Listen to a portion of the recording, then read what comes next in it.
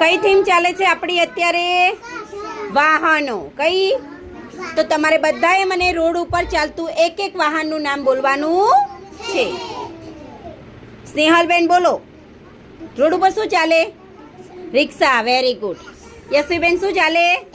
Tractor. Very good. શું ચાલે લક્ષ્મીબેન? બોસ. Very good. ઈશાનીબેન, રોડ ઉપર શું ચાલે? રોડ ઉપર શું ચાલે બેટા? બાઇક. બોલો, રોડ ઉપર શું ચાલે બેટા?